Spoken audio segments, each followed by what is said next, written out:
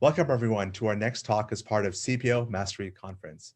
We're thrilled to be joined by Carol Wilner, who is the VP of Product at Puppet, the industry leader in IT automation, who serves over 80% of the global 5,000 enterprises. Carol is a vibrant IT leader with decades of experience.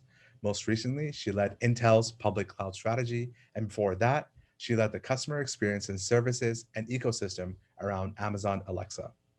Carol's talk today will focus on influencing to alignment, a topic that I'm sure is on the mind of every product leader. It's often said that half of product management is stakeholder management, and being able to influence others to achieve product outcomes is among the top skills needed to become an effective product leader. We're excited to be learning from her experience, and Carol, I will let you take it away. Thank you so much, Mo. So influencing to alignment. If you think about influencing, and some people think that it means manipulation, some people think that it means a whole bunch of different things. So I went and grabbed, the definition and sort of looked at it, and it's the ability to affect character, development, and behavior of someone or something that requires developing a strong emotional connection with yourself and others.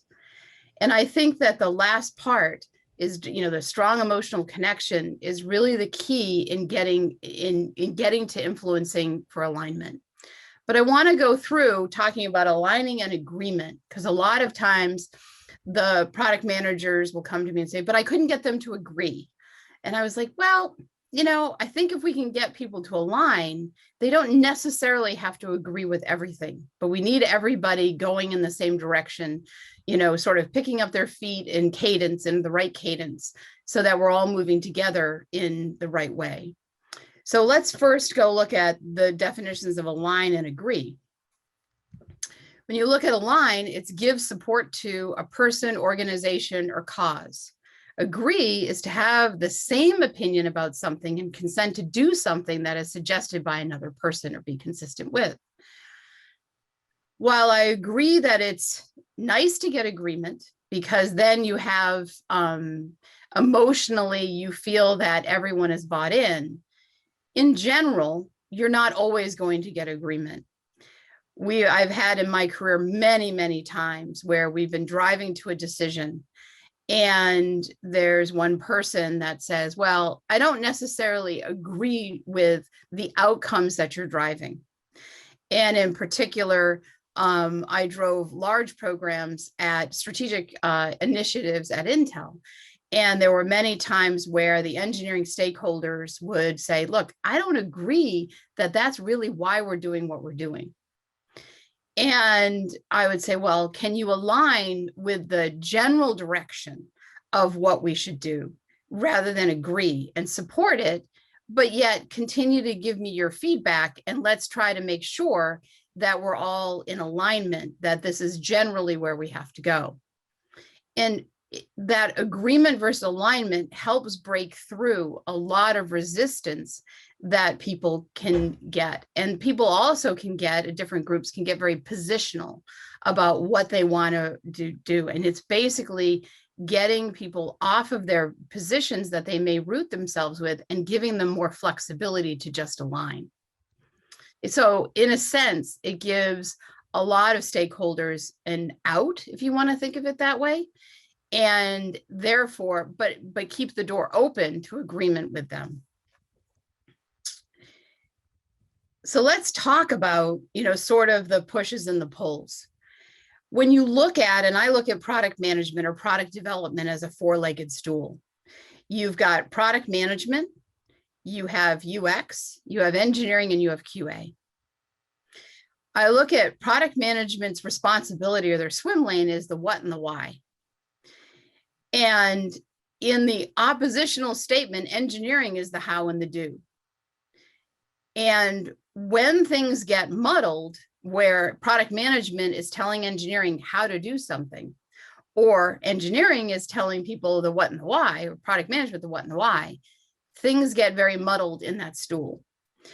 But also very important are the oppositionals of UX, which are saying, look, what are the customer outcomes? And QA actually measuring, did we have success in those outcomes?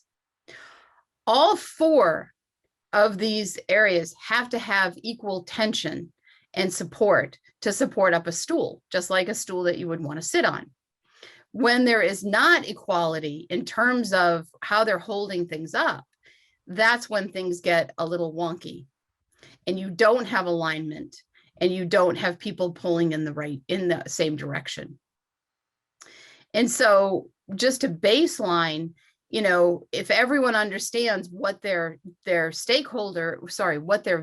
is in terms of the product decisions, and they have expectations and accountability, then that goes a long way in trying to do that. In my work at Puppet, I came into the organization and things were muddled between product management and engineering. It was a very engineering-led company, which isn't a bad thing, by the way, as long as everyone recognizes the positives and the negatives of doing that. What I've done in the last 9 months, or I think it's been about 9 months, is really set up everybody into, look, engineering, you need to make me accountable for the what and the why, and I need to hold you accountable for the how and the do.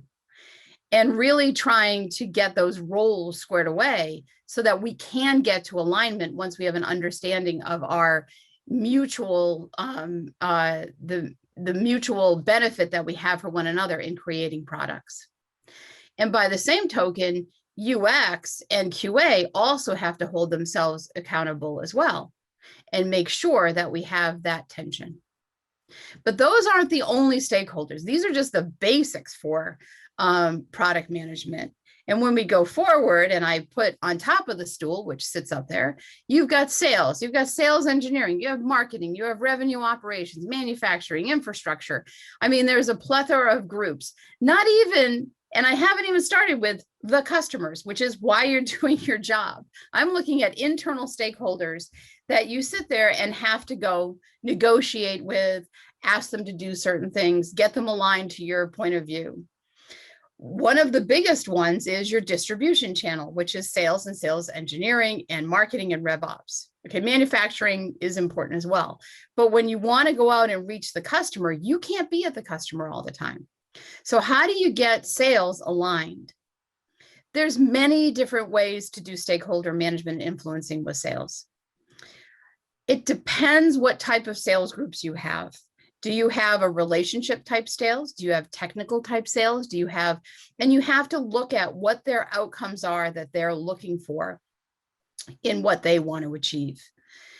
A lot of times what I've had to do with sales is really sit down, first suss out, what kind of salesperson am I dealing with? Is this a relationship type? Is this a logical sales guy? There's a lot of people who are very structured in their sales approaches, and really understand, how do I fit into their structure? Not how I want them to have my structure. What is their structure so that I can easily present the product and product ideas or notions or strategies or whatever in their words and their vernacular that will make it easy for them to go reach out to their customers and talk to them. If you drive too hard without that empathy, and we're going to get to empathy in a minute, then you will go nowhere. They will not want to work with you. They will not want to sell your products. Even if you have a kick-ass product, it won't matter. So you really have to understand their context. You have to understand a little bit of their background. Where did they come from? And really get to the point where, in having an open and honest conversation with, how can I help you do your job better? How can I make this easier? It's fine to ask those questions and really try to become humble and vulnerable and say, look, I need to go sell this. All right. What is it that I can do to make it easier? A few years ago, we stumbled in some technology that I was involved with, and I had to go sit one-on-one with the public cloud suppliers. I had to go sit one-on-one with the Taiwan ODMs. I had to go sit one-on-one and basically say, look, I'm not happy about this at all. All right. I wish I had this product, but we don't. So, Mr. Sales Engineer, how can we make this work for your customers? What is going to be the easiest way that I can work with you in order to get alignment with what product is trying to do and what we're trying to come out with? And I think it was that, look, I'm here to help you tell me what you would like me to do. All in all, I think as we move forward, I need, there's so many competing goals, needs, wants. How do I influence for alignment to release a product, to support new features, to get customer traction? And realistically, the way that I look at it is be a product manager who shows empathy, gratitude, humility, and transparency. And when I really look at that, if I look at people that I work with as my customers, how is it that just like I have building products, how can I take those same qualities of how I think about products and put that towards my relationships that I have within the company? And I think that, so we're going to go dive into a few key things that you can do in each one of these areas that I found has helped me personally. When I looked at empathy, I think the most important thing is you want to get them to like you. You want people to say they agree with you. You want to feel good about what you're doing. But if you start a conversation and you can listen without bias, I think everybody's has been schooled on meditation. And if you look at meditation, it's always like, okay, you need to sit still. And any thought that comes in your mind, you need to let it go without judgment. This is exactly the same thing. Recently, I had a little dust up with a sales guy, and we don't agree about the future of a certain product. And I firmly had the data. I was like, look, it isn't making it this way. It isn't doing it this. It isn't doing that. I can't take these engineers and know that I'm going to make the revenue that I want on this product. So why are we doing this? And I really had to sit in a meeting with him and really listen without bias. So I really understood what was he trying to do? What were his stresses and strains? What didn't I understand about his context? And you have to take, if the conversation you think is going to take 15 minutes with this type of thing, schedule 30, because you want to be present. You want to ask clarifying questions, but you don't want to ask questions that are mean-spirited. And I know everybody's like, well, I want to catch them, so they'll agree with me. No, you need to ask, well, okay, how did you feel about that? And a lot of this, I know it sounds like a psychologist, but it really is asking those probing questions that will help clarify so that you can understand, and then mirror that person's insight, words, or thoughts to ensure that they know you're listening to them, that they understand. And I ended up saying, okay, so what you're saying is that you need another product so that you have cars on the lot that your team can sell. And this one is a car on the lot, even though, that this may not be the best car. And they were like, well, yeah, but it serves this purpose with these 5 customers. I'm like, okay. And so we were able to hammer out a negotiation, and we continue to, work together. The last step is to document the conversation and make sure that they've understood how it will influence your next step. Gratitude. How do you understand the person's role in the product pipeline? And this is partly empathy, but it's partly celebrating that you know that you need them and that you appreciate their work and that you appreciate what they're doing. In a small or a large way, again, appreciate them for their contributions when you can, and celebrate their team success, your team's success, and individual successes in an authentic way. And I think that gratitude and that importance of having that is really an important way of being able to give back and celebrate what is going on in the company, and celebrate with stakeholders that maybe, if you go down on the manufacturing floor, if you're doing hardware, there are technicians down there that spend their life making sure that your products are on the floor and that they're working in quality. You should celebrate them. And I think that's a really important point as a product person, that you recognize that flow of work. Humility. Every conversation every interaction, everything is a potential learning experience. It's, I have reached out to a lot of teams within Puppet over the last 6 months as we've been making some major changes. And I do AMAs all the time. And ask me anything. And while I probably talk a lot because they want to hear my view, I try very hard. Like I had one person say, well, wait a minute, we have this platform. What is really the platform for? Why, you didn't do it right. You didn't do this right. You didn't do that right. And I'm like, you know what? First of all, I agree with you. Maybe we didn't do that right. And how do you think would have been a better experience for you as an engineer, how we could have positioned this better? Explain it to me. Tell me how I can do better next time. I'm not perfect. I never will be perfect, and take your viewpoint out of the way and try to inhabit their viewpoint, their point of view. You can learn from everyone.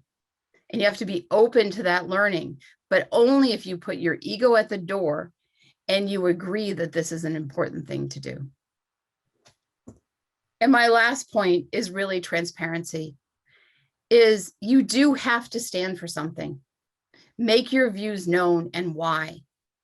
Be open about that and be open to invite others to share theirs and encourage challenge and debate in a respectful manner. Don't try to shroud things. If there's a lack of alignment, call it out, come to a conclusion, list the options, next steps, but be transparent about how you're making that. I try very hard in our decision meetings at Puppet to record those meetings and record those roadmap decisions for people that just can't go there, don't go there. And I put them out on Slack to all of our R&D. So if they want to understand, and by the way, if they see that, look, this was not the way I thought this decision should go, and they have information where maybe we made the wrong call, then I'm perfectly willing to listen to it and make sure. But put yourself out there and make sure that, look, here it is. If it's long documents that your company does, if it's meetings, if it's presentations, make that material available. Do not hoard information. Make it available, because you will have a lot better work product and a lot better chance of getting alignment. So in summary, I think influencing to alignment is all about see your relationships as products, understand your internal customers, listen to their needs, teach them about issues, and learn from them about their work and their issues and what they want. And most of all, it's a journey with several waypoints. It's not a journey with a destination. One thing I always said to people about software, and that's, I've had software and hardware jobs, and they're both interesting, but software is the gift that keeps giving. Once you release software, there is going to be a continual, treadmill of supporting the software, improving the software, understanding how customers are using that software. And so it's a journey with a lot of waypoints, and you are going to have to do alignment all the time and influencing all the time. So I hope this has been really helpful. And I've really enjoyed, sort of imparting, hopefully, my wisdom of my years onto the audience. Carol, this was very helpful. And the examples that you shared, the one that stuck to me of the radical transparency of recording your roadmap meetings and sharing it with the R&D team is very unique. I've never heard that before. So thank you for that. And what other things that stuck out to me were, the importance of building that strong emotional connection. And, when you're trying to work with people, they may not agree, but it gives them an out to just align. So this was fantastic. So thank you very much for your time and sharing the knowledge and insights. Being able to influence is top of mind for every single product manager and product leader. And what you've shared today and practical examples are amazingly helpful. So folks, please give Carol a big virtual round of applause. Thank you. And audience, we'll be back for additional talks, so don't go away. Thank you, everyone. Take care. Thank you.